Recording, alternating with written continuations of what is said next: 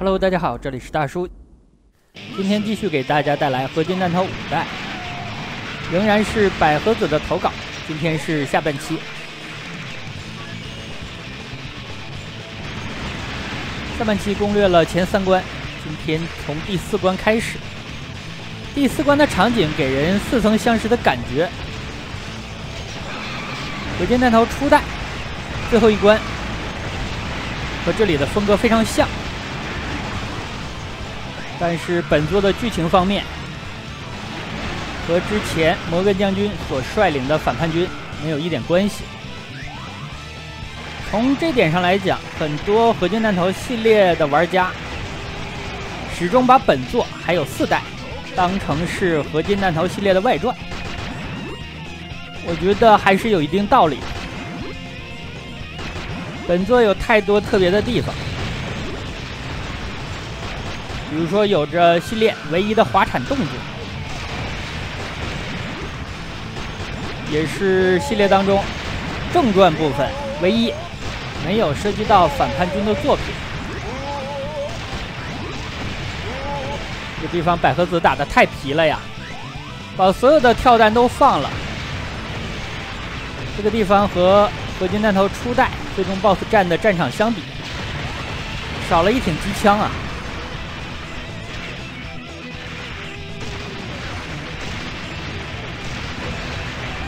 这个地方把伊文字大爷救出来了。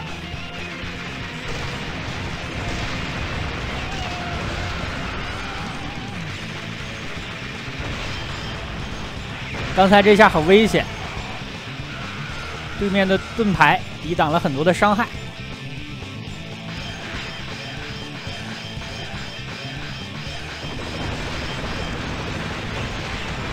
这个场景看起来没什么，但其实还是有难度的。敌方两侧的士兵使用盾牌来压制你，上面再来一个自由活动的直升机，就不好处理。再加上两侧扔手雷的，这个手雷看起来抛物线比较飘忽，但实际上它是指向型的攻击，不能站在原地不动。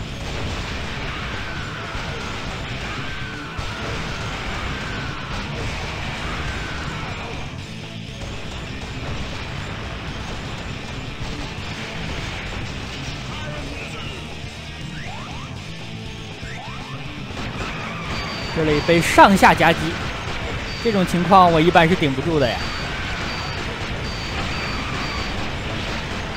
因为手里有老鼠弹。所以上方是刺刀压制，下方是子弹攻击，这个打法还是比较明智的。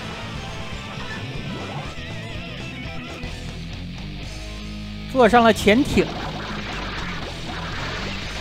潜艇这里让我想起了另外一款游戏，就是街机平台的《海底大作战》。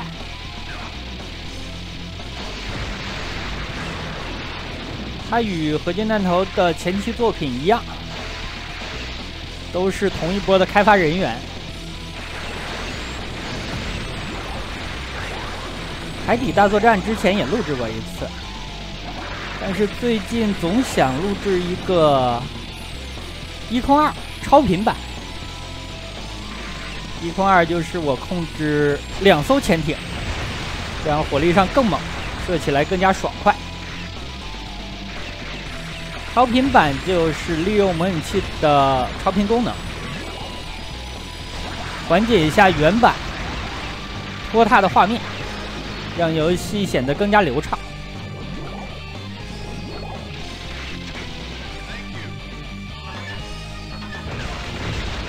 开着潜艇也能用载具来骗无敌，而且你在水下把潜艇的盖打开了，它是怎么不灌水的呢？刚才出现的大王乌贼以及这种巨型水母都比潜艇要大，说明潜艇的体积就在那儿摆着。我就不信这么点的空间它还能加入隔离舱。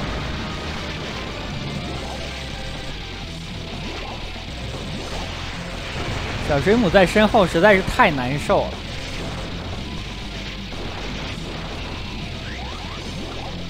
而且潜艇的武器是一个抛物线，不是直线。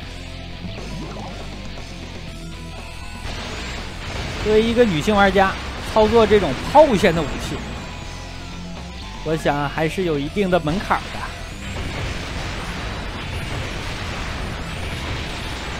潜艇到这儿基本上就没用了，一会儿可以放掉。下一个场景还是常规的步兵系作战，本质上我还是喜欢步兵啊。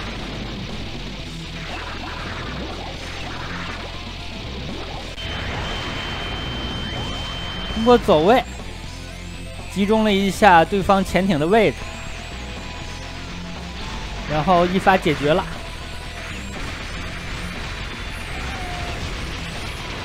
对面的步行作战机器人实在是太呆了呀！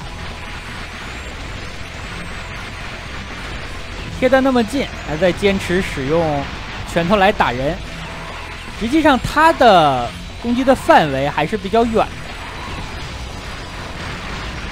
但弱点就在近身。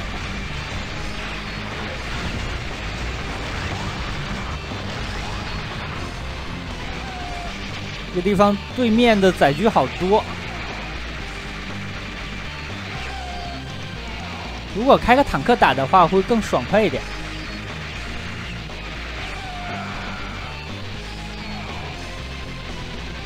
打得太稳了呀，一步一步的往前走。我感觉托勒密军的坦克比反叛军的要稍微高一点。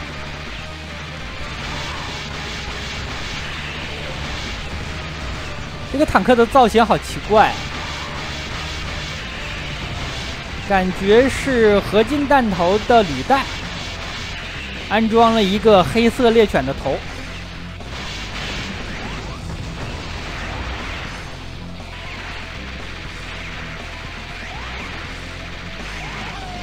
刚才这一下是不得不向后跳的。对面拿着盾牌的士兵，随时可能上来给你一刀。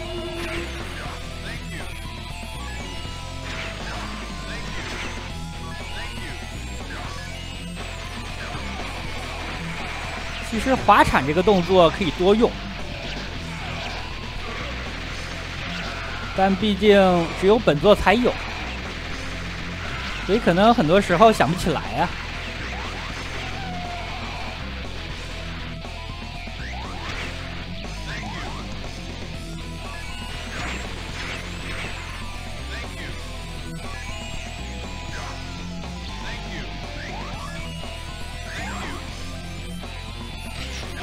有武器了，前方不远就是 BOSS 战了。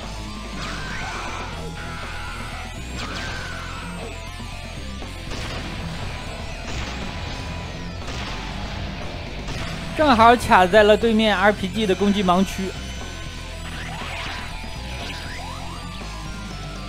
本关的 BOSS 叫做沙漠潜艇。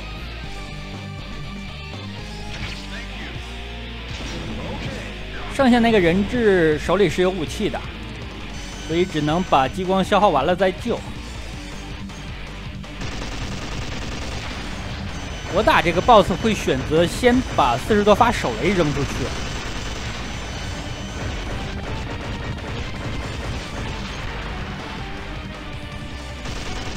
资源方面足够了，2把完整的武器，40多发手雷，可以去拿另外一个武器了。300发，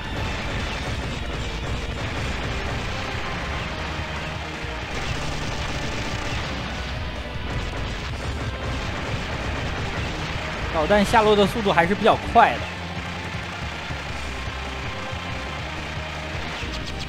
手雷都扔出残影了呀！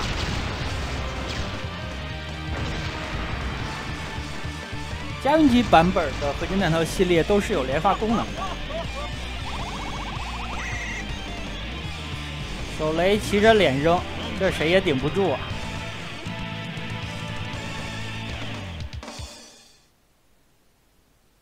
第5关也就是本作的最后一关了。5代从关卡的流程上讲，真的不算长。大家想一下，之前给大家录制的6代，最后一关的流程足足能占整个游戏的一半。这里有了一个新的载具，说是载具其实不大贴切，版面是强制的，只不过是给了你一挺机枪而已。这个载具叫做移动弹头、汽车弹头都可以。所以百合子这是在开车呀。我平时和百合子在微信聊天的时候就发现他的车速也不慢的，所以我就是被你们给带坏了。这个场景开着车打着飞机，光天化日啊，朗朗乾坤啊。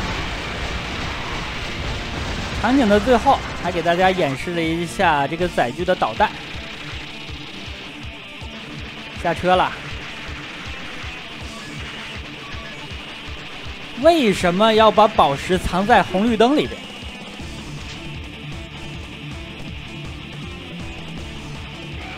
看起来是进入了地铁站。这个场景又会给一个新的载具，这个载具音译叫做奥根斯特姆，看起来是一个蜘蛛机器人。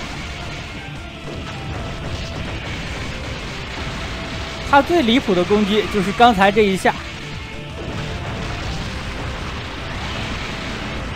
从身体的中下部位发动的攻击，而且攻击的距离超乎想象的长，伸缩自如啊！但最后收回来的时候显着有一点疲软，这也是可以理解的，因为他的攻击已经完事儿了。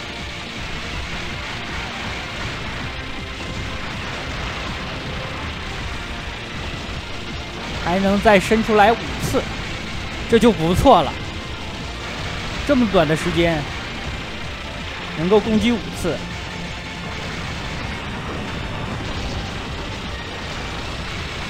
，CD 的时间相当的短，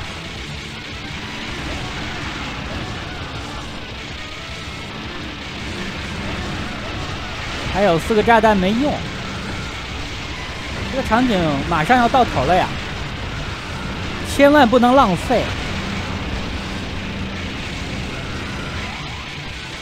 果然最后还是浪费了呀，有4发，最后没能够射出啊。场景又来到了地上，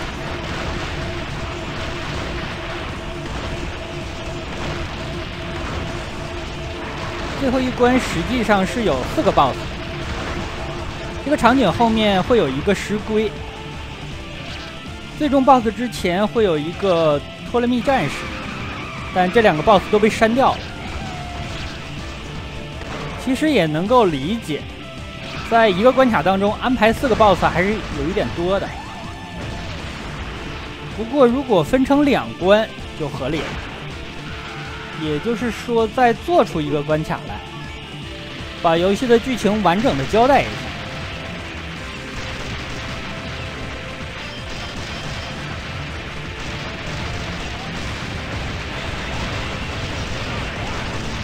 因为2个 BOSS 的贴图、攻击的代码都已经做得非常完善了，但不知道为什么最终还是删掉。石龟那个 BOSS 删掉也就删掉了，托勒密战士这个 BOSS 删掉了，对整个游戏的故事都有影响。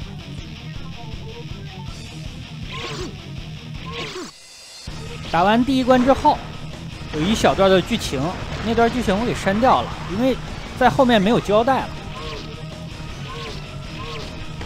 如果托勒密战士能够登场的话，就能把这段圆回来。要么你就把两边都删掉，把剧情也删掉，把这个 BOSS 也删掉；要么你就都保留。但是这两种听起来非常合理的方式，游戏都没有采纳。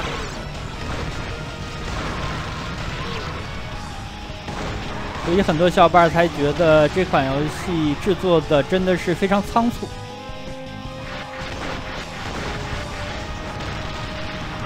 本来嘛，作为普通的玩家都觉得不合理，那作为游戏的开发者，怎么可能不明白呢？这里打的 BOSS 叫做盖亚猛犸象，也可以叫做盖亚猛犸塔。这个塔的塔尖部分就应该是托勒密战士。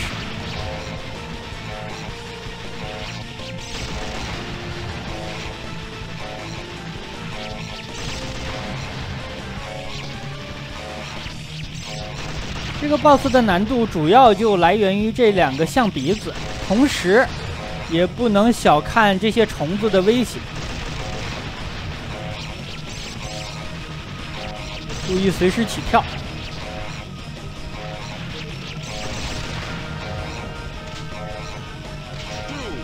两个象鼻子发射的子弹也是有节奏规律的。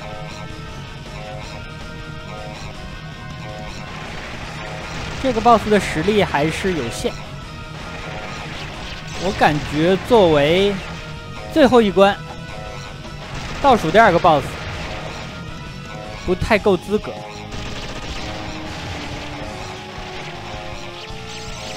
那是因为原本够资格的那个被砍掉了。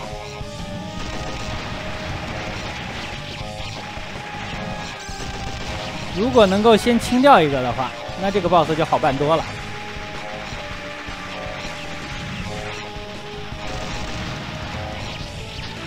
左边的打爆了。现在的问题是手上没有好的武器。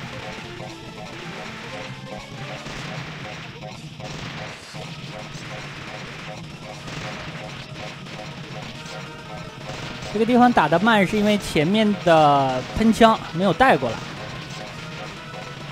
中间都用掉了，所以这里也能够看见百合子在刻意的控血刷枪。一会儿打出来一个武器，就会过去把右边的炮台清掉。刷武器的部分给大家加速了。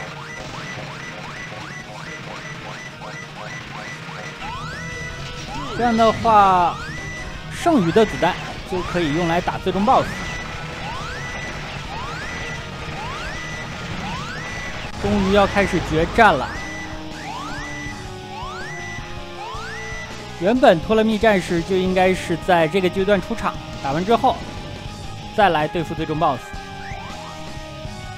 本作的最终 BOSS， 我感觉从风格上来讲，它并不像是一个合金弹头的 BOSS。既不是机械类，也不是所谓的外星人，来源不明，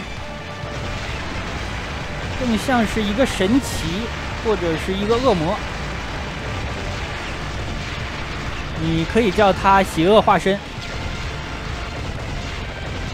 现在通称的叫法好像是死神之龙，来源可能就是现在这一招，叫做生命收割器。另外，它还有两种攻击方式，一种是能源领域，另外一种是深渊火焰。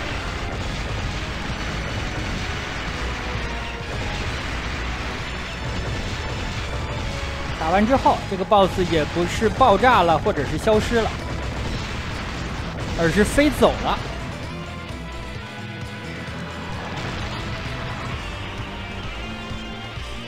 这招的威胁度要小一点，吸引他往屏幕的边缘砍，这样即使他能崩出来一些箭射伤害，也能够保证攻击范围在屏幕的一半左右。手上没有武器的话，这个 BOSS 要打2-3分钟。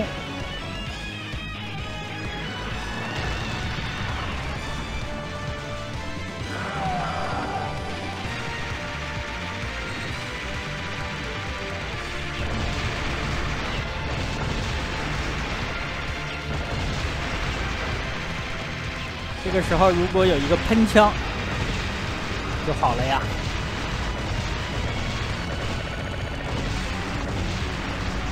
幸亏本作加入了滑铲，不然刚才这种密集的攻击躲起来是相当吃力的。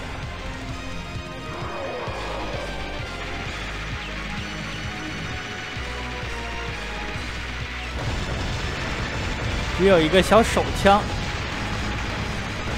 为了同时躲避伤害和保证输出，对面的攻击不是特别密集的时候，就在中间来回躲。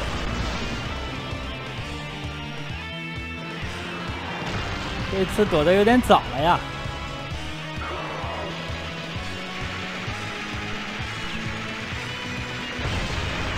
毕竟还会滑铲呢。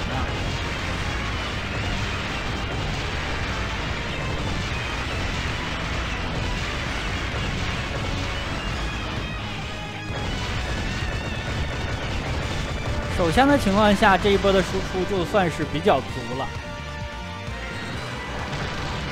BOSS 的血量也差不多了，我估计进度条也开始剧透了。打完收工。那好吧，这样一款合金弹头5代就给大家录制到这里。感谢百合子的投稿，也感谢大家收看，咱们下个游戏再见。